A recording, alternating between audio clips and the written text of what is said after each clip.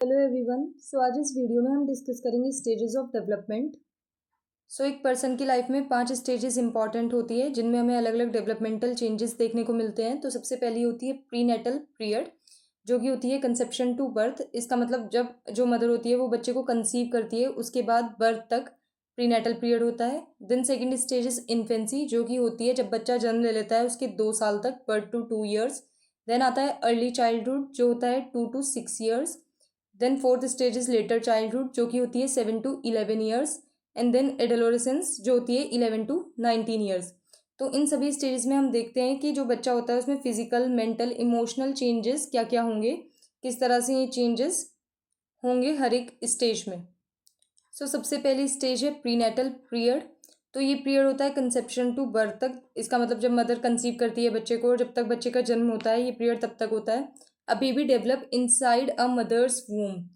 तो जब baby develop होता है अपनी मदर्स वूम में, तो वो 3 स्टेजेस में यहाँ पे बांटा गया है। तो सबसे पहली होती है germinal stage, then second is embryonic stage and third is fetal stage. तो इस पिक्चर के थ्रू हम समझते हैं कि ये तीनों स्टेजेस कैसे हैं। तो फर्स्ट इज जर्मिनल स्टेज, जो कि होती है 0 to 2 वीक्स। इसमें यहाँ पे मदर्स वूम में बच्चे की प्लेसेंटा फॉर्म होती है। देन आती है सेकंड स्टेज, जो कि है एम्ब्रॉयनिक स्टेज। ये होती है 3 to 8 वीक्स। इसमें आप पिक्चर में भी देख सकते हैं कि कैसे बच्चे का दिखाया गया है कि fore brain, mid brain, hind brain ये सब डेवलप होती हैं। इसका मतलब जो वाइटल ऑर्गन्स होते हैं बच्चे के वो फॉर्म होने शुरू हो जाते हैं। देन थर्ड आती है फेटल स्टेज, जो कि होती है 9 वीक से और जब तक बर्थ होता है तब तक।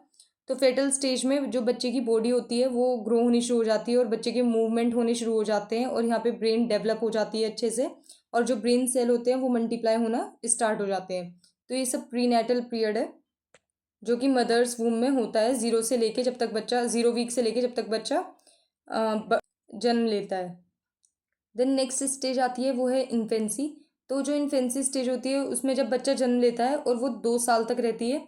देन इसमें बच्चा सीखता क्या क्या है, क्रीप, क्रॉल, स्टैंड, सिट, बच्चा उठना बैठना ये सब, चलना थोड़ा थोड़ा, और घुटनों के सहारे से चलता है बच्चे सबसे पहले। तो इसमें बच्चा ये सब सीखता है। Can recognise parents and siblings. तो जो इसमें बच्चा होता है वो सबसे ज़्यादा पहचानता है अपने पेरेंट्स को और सिबलिंग्स को, ज़्यादातर पेरेंट्स को ही पहचानता है। The learning is provided through environmental cues. इसका मतलब है बच्चे को यहाँ पे कोई फॉर्मल टीचिंग नहीं मिलती है। जो भी बच्चा ऑब्जर्व करता है अपने आसपास की सराउंडिंग्स, उसको ही वो देखकर सीखता है। जो भी सीखता है तो वो लर्न इन्वायरमेंट के थ्रू ही करता है। देन इन्फेंसी में हम सबसे पहले देखेंगे कि बच्चे का फिजिकल डेवलपमेंट कैसा होता है। तो जो बोन्स होती हैं वो बहुत ज़्यादा सॉफ्ट और फ्लेक्सिबल होती है, क्योंकि बच्चे की बॉडी में बहुत ज़्यादा मिनरल्स प्रेजेंट नहीं होते, इसलिए उसकी जो बोन्स होती हैं वो सॉफ्ट होती हैं। तो सॉफ्ट बोन होने की वजह से अनकोऑर्डिनेटेड मूवमेंट्स, मतलब बच्चे अच्छे से मूवमेंट उसके कोऑर्डिनेटेड नहीं होते हैं, तो अनकोऑर्डिनेटेड मूवमेंट करता है। Rapid growth in height and wait.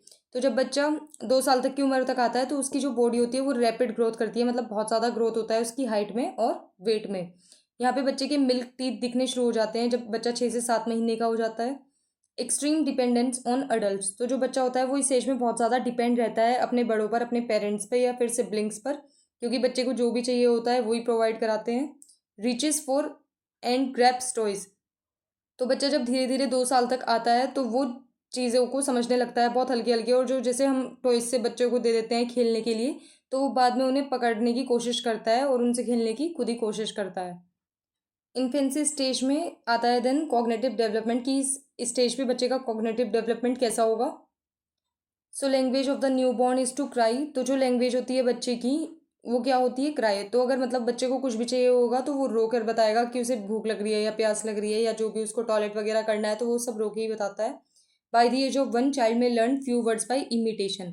Imitation मतलब बच्चा कॉपी करके कुछ वर्ड सीख जाता है, जैसे मम्मा, पापा, ऐसे बच्चों को वो सिखाते रहते हैं बोलना, तो वो बोलने थोड़े थोड़े वर्ड्स लग जाता है। Respond to human voice and touch. तो इस एज में 2 साल तक आते आते बच्चा रिस्पॉन्ड करता है, जो भी ह्यूमन वॉइस को उसको बुलाएगा या टच करेगा तो वो उस पर रिस्पॉन्ड करना शुरू कर देता है। Finds hidden toys.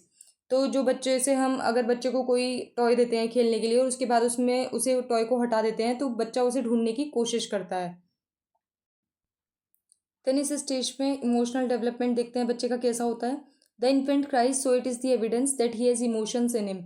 तो बच्चों को जो भी ज़रूरत होती है वो रोकर बताता है, चाहे उसे भूख लग रही हो, प्यास लग रही हो या टॉयलेट करना हो, तो वो सब रोकर ही बताता है। तो उसके अंदर मतलब इमोशंस तो हैं। Strong attachments with care givers. तो बच्चों को बहुत ज़्यादा स्ट्रॉन्ग अटैचमेंट रहती हैं जो भी उसकी देख रेख करते हैं, यानी कि उसके पेरेंट्स और ज़्यादातर siblings. Then unpleasant response can be seen sometimes. तो अनप्लीजेंट रिस्पॉन्स का मतलब है कभी कभी आपने देखा होगा जब बच्चों के आसपास कोई क्रैक कर बहुत ज़्यादा या फिर कोई चिल्ला देता है, डरा देता है, तो बच्चों में कई बार अनप्लीजेंट रिस्पॉन्सेज देखने को मिल जाते हैं इन सब की वजह से। Then social development.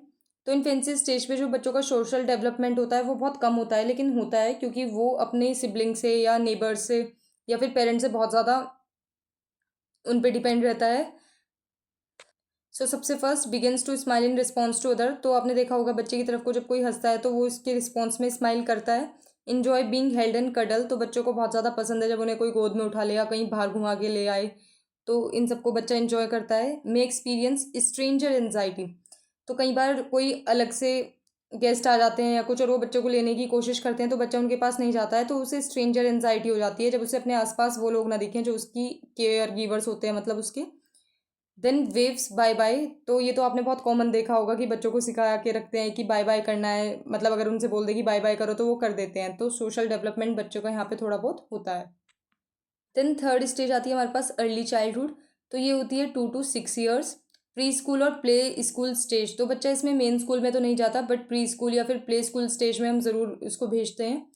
ये जो एज होती है ये क्रियोसिटी एज होती है, मतलब बच्चों का बहुत ज़्यादा कुछ नई नई चीज़ें जानने का मन करता है, या फिर किसी भी चीज़ को देख लेती हैं जो नहीं है तो वो उस पर बहुत ज़्यादा टूट पड़ते हैं कि ये क्या है, या उसको खोल देंगे या कुछ भी उसके साथ कर देंगे। तो क्रियोसिटी एज होती है। Observe their elders, cartoon character and other people whom they interact and imitate their behaviour. तो बच्चे बहुत ज़्यादा इस उम्र में अपने एल्डर्स की या फिर कोई कार्टून कैरेक्टर देखेंगे तो उनकी कॉपी करते हैं, उनके बिहेवियर को, और वैसा वो करके दिखाते हैं। देन अर्ली चाइल्डहुड में जो बच्चों का फिजिकल डेवलपमेंट होता है वो रिलेटिवली स्लोअर होता है एज़ कम्पेयर टू इन्फेंसी। मतलब इन्फेंसी में ज़्यादा होता है, और जो अर्ली चाइल्डहुड है उसमें बच्चे का जो फिजिकल डेवलपमेंट होता है मतलब चेंजेस होते हैं उसमें वो थोड़े स्लोअर होते हैं। Gross motor development and fine motor development. अब देखिए यहाँ पे ये दो तरह के डेवलपमेंट दिए हैं, ग्रोस डेवलपमेंट और fine motor development. Gross motor development का मतलब होता है जब बच्चों की लार्ज मसल्स डेवलप होती हैं, और जो फाइन मोटर होता है उसका मतलब जब बच्चे अपनी स्मॉल मसल्स का इन्वॉल्वमेंट करते हैं। जैसे कि ग्रोस मोटर डेवलपमेंट में आ जाएगी जब बच्चा रन करेगा, जंप करेगा, क्लाइंब करेगा, तो मतलब वो अपनी ग्रोस मोटर, अपनी लार्ज मसल्स का यूज़ कर रहे हैं और भाग रहे हैं, कूद रहे हैं, चढ़ रहे हैं पेड़ पर। लेकिन जब बच्चा अपनी फाइन मोटर डेवलपमेंट का यूज़ करेगा तो इसका मतलब बहुत ही फाइन, जैसे पेंसिल पकड़ना सीख गए और उससे लिखना सीख गए, किसी चीज़ में एक पिक्चर दे दी और सिर्फ उसी के अंदर कलर करना है, तो मतलब वहाँ पे वो ग्रिप बना रहे हैं, फाइन मोटर स्किल्स डेवलप कर रहे हैं। Then improve balance and coordination. तो इस उम्र तक आते आते बच्चों में जो होता है वो बैलेंस कोऑर्डिनेशन, मतलब बैलेंस और कोऑर्डिनेशन आ जाती हैं बच्चों में। Cognitive development. तो बच्चों का rapid development of thinking, imagination and memory. तो इस एज में बच्चों का रैपिड डेवलपमेंट होता है थिंकिंग में, इमेजिनेशन में और मेमोरी में। दे में ask questions why how in this stage. तो वो ऐसे ऐसे क्वेश्चंस पूछते रहते हैं कि ऐसा क्यों हुआ, ऐसे ही क्यों हुआ। तो इस तरह के क्वेश्चंस कॉमन होते हैं स्टेज में। Start to solve simple puzzles and match shapes colour. तो बहुत सिंपल पजल्स बच्चों को अगर सॉल्व करनी दी जाए तो उन्हें समझ में आ जाता है, वो करनी स्टार्ट कर देते हैं। जैसे हम कलर्स की एक तरफ नाम लिख देते हैं और मैच करने के लिए दे देते हैं, तो वो सब छोटी छोटी चीज़ें करने लगते हैं। Begin symbolic thinking, uses object in pretend play. तो वो किसी भी ऑब्जेक्ट के साथ खेलना पसंद करते हैं। सिम्बॉलिक थिंकिंग का मतलब है जैसे कोई भी ऑब्जेक्ट होता है, जैसे बनाना है तो बच्चे उसे कान पे लगा के फ़ोन समझकर उससे बात करना शुरू कर देंगे कि ये फ़ोन है, तो वो उसे कान पे लगा के कुछ भी बोलते रहेंगे। तो ऐसे आपने बहुत देखा भी होगा कि बच्चे कोई भी ऑब्जेक्ट ले लेते हैं और उसे कान पे लगा के बात करते रहते हैं। तो इसका मतलब ये है। Then able to use language. तो इस एज में तो बच्चे लैंग्वेज उनसे बोलना आ ही जाता है। Then last is egocentrism. इसका मतलब होता है बच्चे अपने ही इर्द गिर्द रहते हैं, मतलब कि वो दूसरों का पर्सपेक्टिव नहीं समझते हैं, बस जो उन्हें ठीक लगता है उन्हें ऐसा लगता है कि सबको भी वही ठीक लग रहा होगा। तो इसका ये होता है इकोसेंट्रिज्म। देन है इमोशनल डेवलपमेंट। तो इमोशनल डेवलपमेंट तो बच्चों का हो जाता है वो जॉय, फियर, एंगर, प्राइड, उनमें ये सभी तरह के इमोशंस अच्छे से आ जाते हैं। उन्हें वो डर भी जाते हैं जब उन्हें डराया जाता है, गुस्सा भी आ जाता है उन्हें किसी किसी बात से, या उन्हें कुछ ला कर दे दो तो वो बहुत ज़्यादा खुश भी हो जाते हैं। They also show sign of jealousy of siblings. तो आपने देखा होगा कि जो छोटे बच्चे होते हैं, अगर वो दो बहन भाई हैं और मम्मी किसी को एक को गोद में ले ले या उसका ज़्यादा प्यार कर ले तो वो एकदम से चिढ़ जाते हैं। तो जेलेसी ऑफ सिबलिंग्स भी उनमें बहुत कॉमन देखने को मिलता है। Not ready to share their toys. तो अपने टॉयज़ भी वो शेयर नहीं करते ज़्यादा किसी से। They also show sign of stubborn और डिसोबीडियंट। तो बच्चे यहाँ पे इस एज में बहुत ज़्यादा ज़िद्दी भी होते हैं कि कोई खिलौना देख लिया तो हमें भी ऐसा ही चाहिए, और थोड़ा डिसोबीडियंट भी कभी कभी वो देखने को मिलते हैं। देन सोशल डेवलपमेंट, तो वो फ्रेंडशिप फॉर्म करना स्टार्ट कर देते हैं। Play with other childrens, cooperative play करते हैं, मतलब जैसे टीम बना लेते हैं और उसमें बहुत ज़्यादा कोऑपरेटिव प्ले करते हैं। इमिटिएट एडल्ट्स एंड पीयर्स, तो एडल्ट्स और पीयर्स की बहुत ज़्यादा इमिटिएट करते हैं, वो बहुत ज़्यादा कॉपी करते हैं। Then a moral development, understands rule but may struggle to follow them. बच्चों को थोड़ा थोड़ा यहाँ पे समझ तो आने लगता है कि हाँ कुछ सोसाइटल रूल्स हैं, बट उन्हें उसे फॉलो करने में इस उम्र में दिक्कत आती है। Follows rules mainly when adults are present, या वो फॉलो कब करते हैं जब उनके आसपास अडल्ट्स रहते हैं। तो अगर मम्मी पापा ने कुछ समझाया है तो वो बस उन जब तक वो वहाँ पे हैं वो तब तक उस बात को मान लेंगे और फिर वैसा ही करने लगते हैं जैसे पहले होते हैं। तो वो थोड़ा थोड़ा समझने लगते हैं सोसाइटी के रूल्स को, बट उन्हें फॉलो नहीं कर पाते। Then fourth stage is later childhood. तो जो लेटर चाइल्डहुड होता है वो 6 to 12 ईयर्स होता है। This stage is called also called elementary school stage, क्योंकि बच्चा यहाँ पे स्कूल में जाने लगता है तो एलिमेंट्री स्कूल स्टेज भी बोला जाता है। Increasing attention and span of concentration, तो इस एज में बच्चों का जो अटेंशन है वो इंक्रीज हो जाती है और जो कंसंट्रेशन है वो भी पहले से ज़्यादा हो जाता है। तो ये जो एज है वो लर्निंग की है, रीजनिंग स्किल बिल्डिंग। तो मतलब अगर इस एज में बच्चा कुछ भी सीख रहा है तो वो बहुत इफेक्ट करती है उसकी बाद वाली ज़िंदगी को। तो ये एज है लर्निंग की, रीजनिंग की या फिर skill building. Shift from home centred life to school and peer centred life, तो अब तक तो बच्चे बहुत ज़्यादा होम में रह के सीख रहे थे अपने घर में या फिर प्ले स्कूल में, बट अब वो स्कूल की तरफ और जो अपने दोस्त हैं पीयर सेंटर्ड लाइफ में शिफ्ट हो जाते हैं।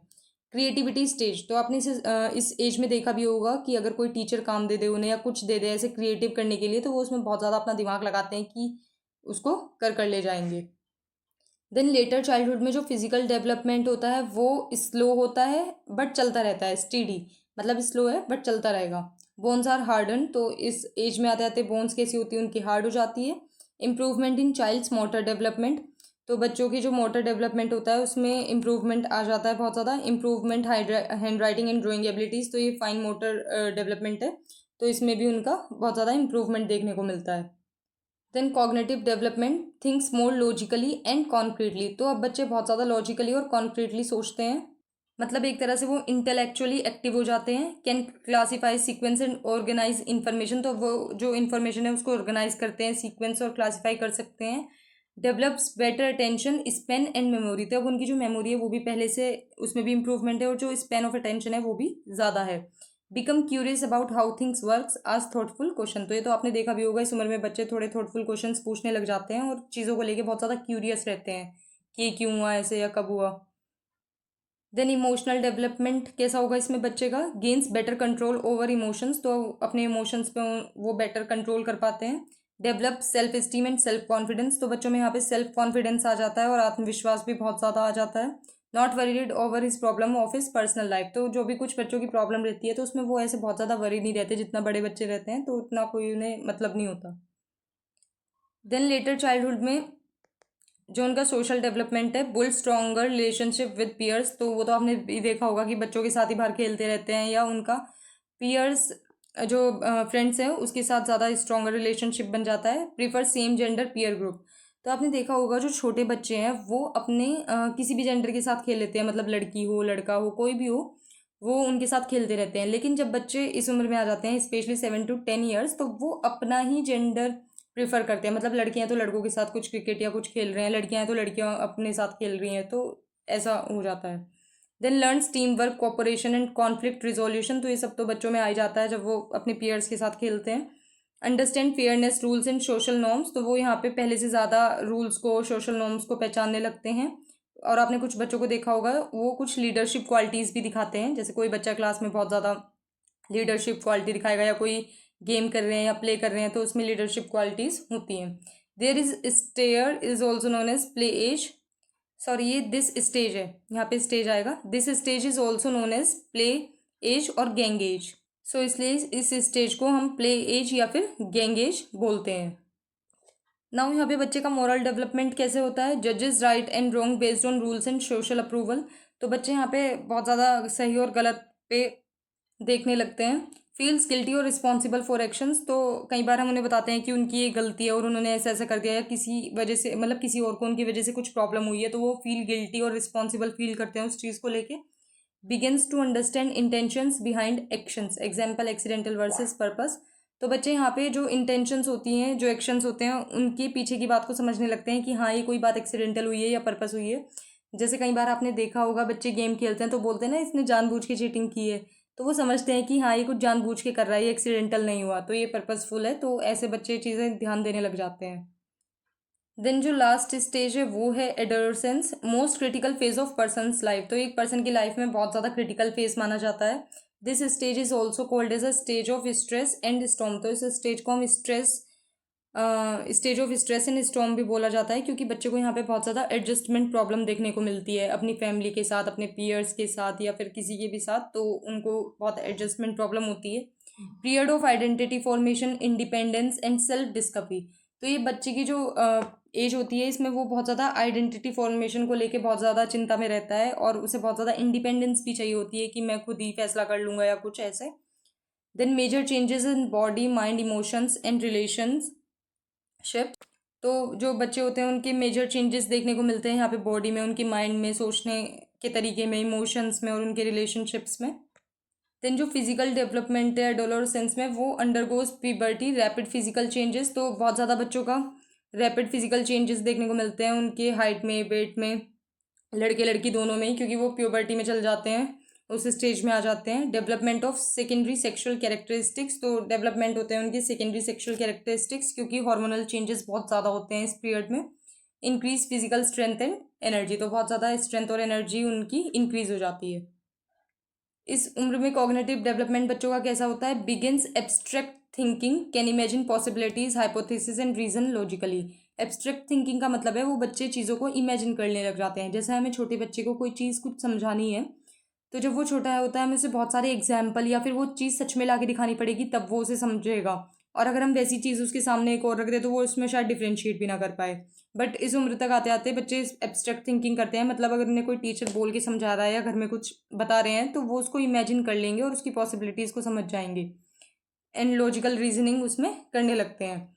Develops ability for critical thinking and problem solving. तो क्रिटिकल थिंकिंग और प्रॉब्लम सॉल्विंग उनमें आ जाती है। Thinks about future goal. बच्चे, आपने देखा भी होगा इस उम्र में बहुत ज़्यादा फ्यूचर गोल्स को लेके सोचते रहते हैं, values and identity. Emotional development, बच्चे experience intense emotions due to hormonal changes. तो बहुत ज़्यादा उसको इमोशंस पे कंट्रोल रखना होता है इस उम्र में, लेकिन रख नहीं पाते हैं क्योंकि हार्मोनल चेंजेस बहुत ज़्यादा होते हैं। बच्चे बात बात पे अपने इमोशंस चेंज कर देते हैं। They are confused about their identity, therefore this stage is also known stage of identity crisis. तो वो बच्चे इस उम्र में बहुत ज़्यादा अपनी आइडेंटिटी को लेके चिंता में रहते हैं कि मैं खुद ही ये कर लूँ, या मैं बच्चा हूँ अभी भी या बड़ा हो गया हूँ, तो वो इन सब में बहुत फंसे रहते हैं। तो फिर इस स्टेज को हम आइडेंटिटी क्राइसिस भी बोलते हैं। Strong desire for independence and privacy. तो उन्हें इस उम्र में इंडिपेंडेंस और प्राइवेसी बहुत चाहिए होती है कि उन्हें कोई डिस्टर्ब ना करे, ना घर में से कोई करे ना कोई और करे, और इंडिपेंडेंस तो बहुत चाहिए होती है। मैं एक्सपीरियंस स्ट्रेस, एंजाइटी और सेल्फ स्टीम इशूज़। तो वो क्या क्या एक्सपीरियंस कर सकते हैं? स्ट्रेस, एंजाइटी और self esteem issues. Then next आता है सोशल डेवलपमेंट। तो peers relationships become highly important. तो वो उनके लिए बहुत ज़्यादा, जो फ्रेंड्स होते हैं उनके रिलेशनशिप्स उनके लिए बहुत इंपॉर्टेंट हो जाते हैं। आपने देखा भी होगा कि कोई फ्रेंड अगर कुछ एडवाइस कर रहा है तो उन्हें पेरेंट्स से ज़्यादा अपने फ्रेंड की एडवाइस बहुत अच्छी लगती है कि हाँ ये मेरे बारे में सही सोच रहा होगा, तो उनके लिए ये वाले रिलेशनशिप्स थोड़े इंपॉर्टेंट हो जाते हैं। Conflict and argument with parents and less time is spend with the family and parents. तो वो बहुत ज़्यादा टाइम भारी बिताते हैं अपने फ्रेंड्स के साथ या उनसे ही बात करते रहेंगे, तो जो पेरेंट्स हैं उनके साथ उन्हें कॉन्फ्लिक्ट या आर्ग्यूमेंट में आ जाते हैं किसी भी बात को लेकर। अपने आप को बच्चे बहुत सही मानते हैं इस उम्र में कि हम जो बोल रहे हैं वो सही है। Less time is spend with the family, और फैमिली के साथ थोड़ा कम टाइम स्पेंड करना अच्छा लगता है। Their music preferences, eating style and dressing sense changes and become important. तो यहाँ पे उनकी म्यूजिक प्रेफरेंस है, ईटिंग स्टाइल है और जो ड्रेसिंग सेंस है उसमें भी बहुत ज़्यादा चेंजेस आ जाते हैं, और ये उनके लिए बहुत इंपॉर्टेंट भी होता है। देन मॉरल डेवलपमेंट कैसा होता है? They begin to form his or her own code of ethics. तो मतलब वो अपने ही राइट और रॉन्ग चूज़ करते हैं कि हाँ ये ऐसे सही है, ऐसी चीज़ें गलत हैं, तो मतलब अपने ही कोड ऑफ एथिक्स वो बना लेते हैं। They make their future goals and make their own plans. तो अपने खुद ही वो फ्यूचर गोल सेट करते रहेंगे और उसमें प्लानिंग चलती रहती है अलग ही कि हाँ ऐसा करना है, ये होना है। Can reason about justice, right and moral dilemmas. तो वो जैसे कोई जस्टिस की बात आई, राइट और रॉन्ग की बात आई, तो इस पे अपना बहुत ज़्यादा ओपिनियटेड हो जाते हैं, अपना ओपिनियन बहुत ज़्यादा रखने लगते हैं कि हाँ ये चीज़ ऐसे हुई है तो ये इसने गलत किया है या इसने सही किया है। तो बहुत ज़्यादा बच्चे यहाँ पे ओपिनियन देने लगते हैं अपना, और उन्हें अपनी बातें बहुत ज़्यादा सही भी लगती हैं। सो यहाँ पे हमने पांचों स्टेज में बच्चे का social, cognitive, moral, emotional development देखी कि कैसे कैसे चेंजेस होते हैं उनमें। तो इसमें जो लेटर चाइल्डहुड है और अडोलोसेंस है वो एग्जाम के परस्पेक्टिव से भी बहुत इंपॉर्टेंट है।